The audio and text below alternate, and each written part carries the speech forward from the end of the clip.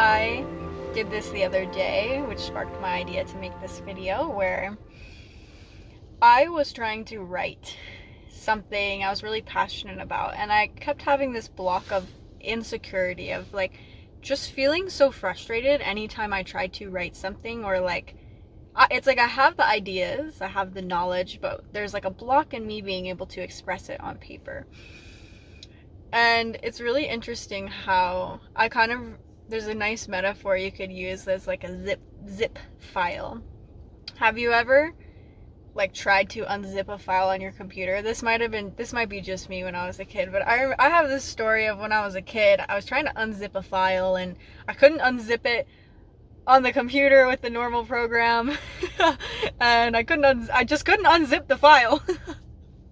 And it's a great metaphor for how this works in the mind, because you can't unzip a file of thoughts in your mind if it's still attached or tethered to you in some way from trauma or experiences.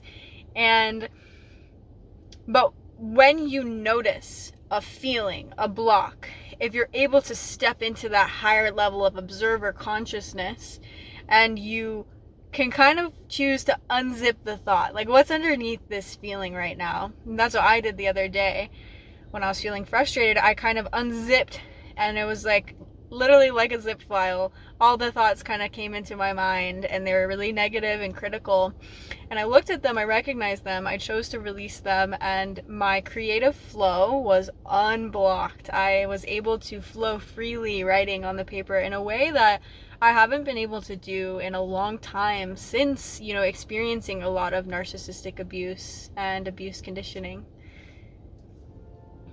Hey, my name is Abigail. Welcome to my channel. In today's video, I'm going to be teaching you how to release any negative or unwanted thoughts in your mind that create negative feelings. This can be like frustration. It can especially show up when we're trying to work on projects and we kind of have these like feelings of insecurity or blocks that we just can't get through. So I'm gonna teach you all about how to release these in your mind. It's really simple. I think common forms of this, kind of like letting go of what no longer serves you, is kind of common with meditation, but I'm gonna share some more layers of this because it can be hard to let go of thoughts or things in your mind that aren't serving you anymore if you don't understand fully how this process works and what blocks this process from happening. So there's two building blocks that you need to be able to release negative thoughts out of your mind. The first one is the ability to observe your thoughts, to sit down or, be going throughout the world and see what thought is coming into your mind. See the thoughts. The second building block that you need is to be able to manifest an intention. So this means when you intend to release a thought, release something out of your consciousness, stop a feeling, release a block, you believe you are capable of doing so, you trust that you are capable of doing so, and you trust the universe. You also know how it works, and when you know how it works, it makes you more likely to be able to trust. If you have attachments to certain thoughts, it's going to be harder for you to release them. Normally, in order to release a thought, we have to release kind of like the wound or the belief or the, what's underneath creating that thought. First, if there's something like tethering that thought to you, an experience, trauma, then it's going to be hard to release it. There's a lot of things that block us from manifesting intentions. When we normally think of intentions, I know for me, it's easy to think of them in terms of like big things. Like I want to manifest this wonderful new life, new partner, new car. But your power can really be used in really powerful ways when you use it for the small things, like releasing thoughts that are blocking you. And so conditioning is what blocks us from manifesting our intentions. Narcissistic abuse conditioning specifically. Many of us don't trust ourselves or our perceptions. When we don't trust ourselves, we don't trust the universe, and it can be hard to manifest anything, set any intentions when you don't trust yourself. This is similar to why affirmations don't work for a lot of people. They don't have the trust in themselves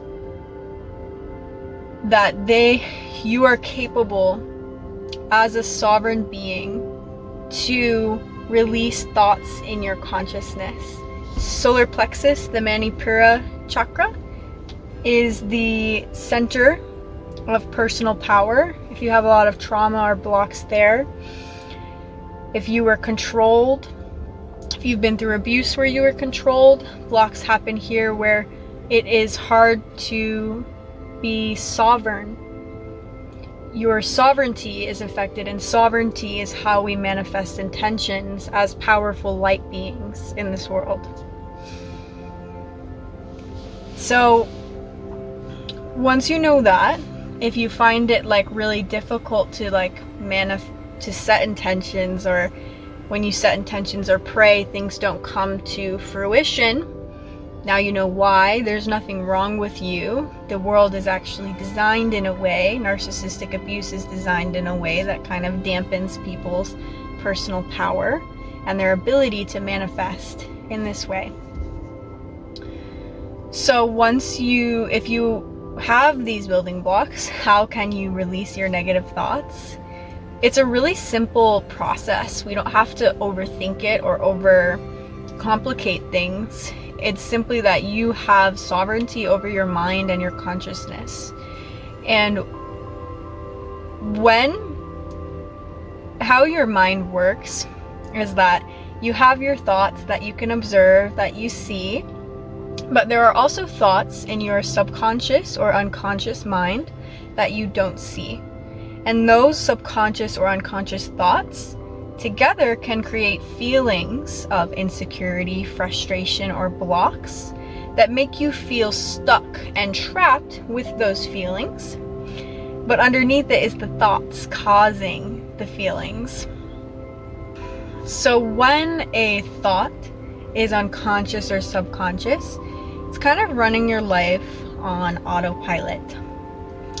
When a thought is brought to the conscious mind, where you are able to observe it, it's brought to the light. And unconscious or subconscious thoughts that are brought to the light are normally only brought to the conscious when you are able to release them. So when they're still tethered through trauma, memories, conditioning, they normally won't even come to your conscious mind for you to be able to observe them. And so we hear advice a lot online to be aware of your thoughts, observe your thoughts, but there's a second step that you need after you observe and become aware of these thoughts. They come to the light, and now you're able to make the conscious choice, since they're in your conscious mind, to release these thoughts. You have to trust in your ability to make conscious choices. You have to trust in your power to make this conscious choice, and you have to have the sovereignty over your own being. So it's a really simple process. Really, as soon as you become aware of the thought, you can just set this intention that you will manifest. I release this thought. What I do, you make it even more easy, is you can delegate to your spirit guides. If you don't already have a relationship with your spirit guides, they are begging for you to ask them for help. And in my life, I find that I don't ask my spirit guides for help enough, but every time I do, they always help me. And so you can ask your spirit guides, can you help me release this thought out of my consciousness? And it's a really simple, casual thing. And you should find that if there isn't any subconscious tethering of those thoughts, that those thoughts release and your blocks should be removed. I've had it in the past when I was doing a lot of conscious releasing, where I would yawn after I would do this. So after I'd intend and manifest the intention of release, I would yawn as a physical manifestation of that release.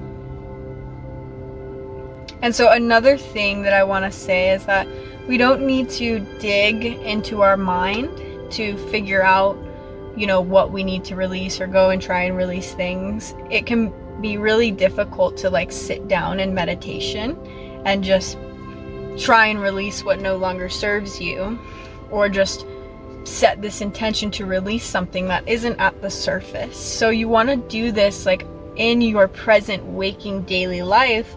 When you notice yourself observing a thought, you intend to release it. And so another piece of this releasing is when you observe the thought. I should have said this earlier, but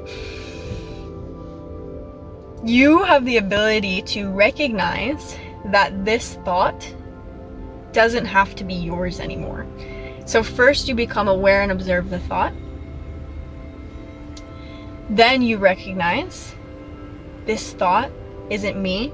It doesn't have to be mine. And this is going to be a product of it being untethered from your trauma. So if you see a really insecure thought or a really negative thought, you recognize, hey, this is a really negative thought. This thought actually isn't true. And therefore it doesn't have to be yours or exist in your consciousness anymore. You can ask for it to be released, ask for help, set the intention for it to release, and it should release for you. So one of the blocks in the mind that I've witnessed in my experience when trying to do this is we can have self-doubt. So when we try to set an intention like this, we doubt if this is real, if we're able to do this. And that doubt is a part of the attachment that dampens personal power. So I think self-doubt actually lives within the sacral, the solar plexus, not the sacral, and the Manipura chakra in the center of your stomach, which dampens your power.